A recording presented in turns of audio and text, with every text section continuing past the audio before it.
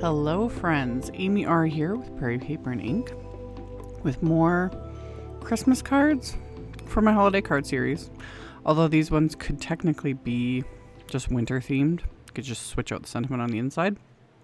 But like I said in my last Christmas video, still going to keep posting videos to this series because I'm building up my stash to send out next year. So I pulled out Simon Says Stamps Tall Pines embossing folder. This is still just one of my favorites. And for me and my machine, I have my Spellbinders Platinum 6. What works best with Simon's brand of 3D embossing folders is the original platform. And then I have two metal shims. And instead of the metal shims, you can just use cardstock. I know people have used the backer that comes with the embossing folder because it's kind of like chipboard. I find that actually is too thick for my machine. You just got to kind of experiment. My biggest word of advice is do not force it through your machine. If it's not going to roll through at all, don't try forcing it. You can literally wreck your die cut machine. So I spray my cardstock very lightly with water on the front and the back before I put it through with the embossing folder. And then I pulled out my Tim Holtz media grips. I haven't shown these in a really long time. These came out back in the spring. I forget when they came out. They sold out immediately, and then you could not get them for months and months and months. Tonic had the hardest time manufacturing more of these. They're back in stock. I will have links. If you're unfamiliar with media grip, I highly recommend going to Tim Holtz's YouTube channel. He did an entire video explaining all the ins and outs and tips and tricks and ideas, just everything. All of that info is on his YouTube channel. So I'm pulling mine out and using them again. I have a couple pieces I've cut down to just slightly smaller than A2 card fronts. And the beauty of the media grip is it's really, really thin. And working on my glass surface, this just keeps my cardstock from sliding all over the place. It's not infallible. It doesn't just like hold everything. You still need to use your hands, but it gives that little extra grip. So comes in handy. So my embossed backgrounds, I'm going to ink blend onto them with 3 different colors of Simon's Pawsitively saturated inks. And I'm using this blending trio that's the Morning Ink, Twilight, and Galaxy. These colors are gorgeous. And my whole like thought process with these cards, I was thinking of like, a whole stand of trees and it's misty and getting dark and snowing and just, that serene. Love it. So that's kind of the idea I was trying to convey with these card fronts. So I started with the lighter color. I used Morning and a blending brush. And then I go in with my medium color, which is the Twilight color. And I'm trying purposely not to do like a straight blend. It's just kind of habit after all these years to, you blend everything, you apply it in kind of a straight line, and then you blend it back and forth and everything's like split into thirds. That works for certain things. That's great. For this, I was purposely trying not to do that. Again, I was going for that like sort of misty sort of look. So I did the Twilight ink in the middle, and then I'm adding the Galaxy, which is the darkest. Just kind of blending that up and also using a lighter hand and blending it up onto the trees a little bit more just to get them to stand out a little bit more.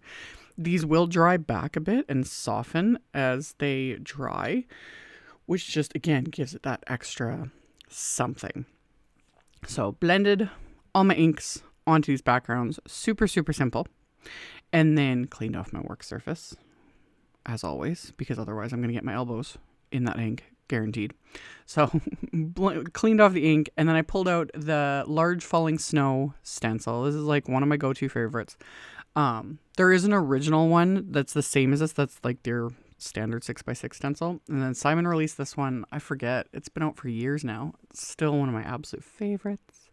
Love it. Because I love how it's like clustered more tightly at the top, and then it just kind of fades down towards the bottom, which was perfect, again, for this scene. So I've got my stencil, and I have this Picket Fence Studios paper glaze, Luxe paper glaze in Arctic Fox. I've used this in a few recent videos now. Love it. It's got a little bit of sparkle to it, so it's perfect for snow, in my opinion. So I just applied that over the stencil, over these backgrounds, and then I'll set that aside to dry. I've got press and seal on my container.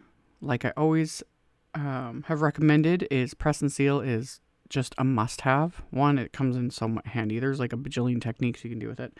But I use it for sealing all of my jars of paste because for me, I have yet to have anything dry out when I've put the press and seal on that. Like it just seals it right up. Simon Says Stamp does sell a press and seal, just FYI, because I know international people, it is really hard to get their hands on. So they've been carrying it now for years. So once I was done stenciling, sealed the jar back up. I washed off my stencil and the palette knife, and then decided I was going to use the stencil again on the insides of these cards because I thought just to give it that little extra something. So my cards are top folding A2 white note cards. I have the inside of the card here open up. I masked off at the score line just with some Post-it tape so I don't get ink past that or past the top of the stencil. And then I'm very, very lightly blending that morning ink, so that lightest shade of ink, over this stencil. I want it to be really, really light because one, I don't want it to look like blue snow in a sense. But I want that just really soft sort of look. So I just lightly go over this stencil with that ink. Once I was happy with it, I did the exact same thing to the second card base. So I've got my Post-it tape, stick that right at the score line, got my stencil, and then my ink and my little blending brush. And between the first, like the blending of the card fronts and doing the inside, I had wiped this brush off on my microfiber cloth. So it didn't have that dark blue ink because that kind of would have ruined the look. So after I stenciled the insides, I was done with my media grip. So I keep them just like Tim showed in his video. I keep the pieces I've cut down in these cardstock pockets from Simon.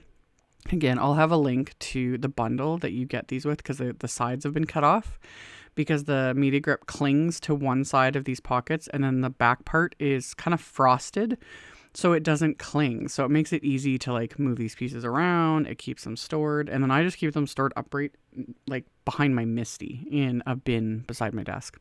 So after I did that, I went through all of my cardstock scraps. I did not have a single color. I don't have any colors of cardstock that go with these specific ink colors. So to combat that, I just took a scrap white cardstock. I started with the Twilight, like the medium color, and I just applied that direct to paper and dried that with my heat tool. And then decided that I wanted it darker than this. So over it, I'm applying the Galaxy ink. And any ink, when you apply it direct to paper, it does take a lot longer to dry versus, just stamping the ink or doing a light ink blend, etc. And the only reason I want this super dry is because I want to heat emboss on top of this. So I applied the Galaxy ink. I used my heat tool. And because I know these inks, but I still recommend this regardless of what inks you're using, after I thought it was dry, I tested it. Thought it was dry, just poured embossing powder on it, and I was obviously very wrong. It's not dry at all. Embossing powder is clinging to everything. So, wipe that off.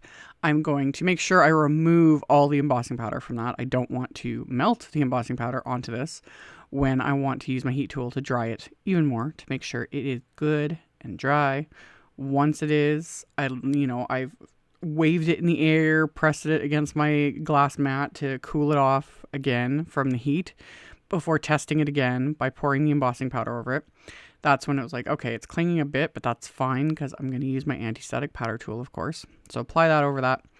And then I'm going to use a sentiment from the Christmas Blessings set that I've raved about. I've used this in multiple videos this year. Love this set so much. So I used the Let It Snow sentiment because obviously it went perfectly with my background. I stamped it 3 times because the first time I actually pressed too hard when I stamped it, so I lost the detail from the sentiment.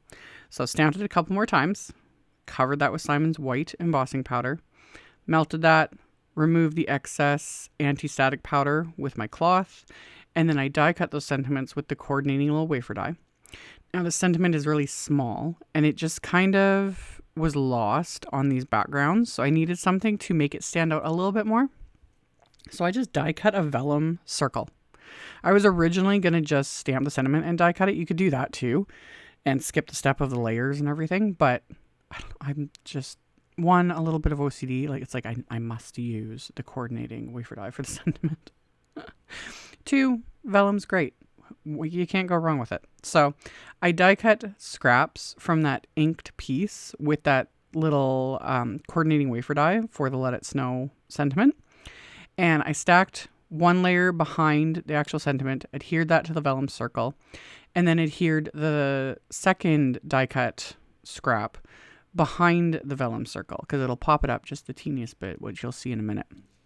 So my sentiments are done. I trim my backgrounds down to slightly smaller than the A2 card bases. And then I took another sentiment from the Christmas Blessing set. I'm going to line that up and I'm going to stamp that onto the inside of the card with the darkest ink, so the Galaxy ink. And this is what I meant about these could be just generic any occasion sort of cards if you just switched out the inside sentiment, because the inside says thinking of you at Christmas. But again, you could use, there's several different sentiments in this set, or you could use a different sentiment or just leave off a sentiment altogether if you don't want it to be Christmas themed. So I'd stamp that, and then I used Big Mama foam tape, completely covered the backs of these ink blended and stenciled panels because these panels are warped from spraying them with water and then heating them and all the things. So this gives it a little bit of dimension, but also like adheres everything nice and flat so it's not all curled up. So just a subtle way to give it that little extra something, because I am keeping these cards more simple than I usually do, which I know people are like, where's the splatter? Where's the bling? Sometimes we don't need it. And with cards like this, they didn't need it. I was going for that calm, that heavy snowfall in the trees sort of feel. So no bling, no splatter, just the ink blended soft background with the embossed trees and then the snow coming down with a little bit of sparkle. Calm. Trust me. Either the next video or, the next 20 videos will be Amy's chaotic mess with the splatter and the bling and everything but the kitchen sink. But regardless, I hope you guys enjoyed these very calm and serene and easy to mass produce cards. And as always, I will have a link below the video to my blog post. I'll have a supply list. I'll link to all the supplies I use, so you can check that out below the video if you're interested. Thank you all so much for watching, thumbs upping, commenting, subscribe if you haven't, and I'll see you all very soon in the next video. Bye.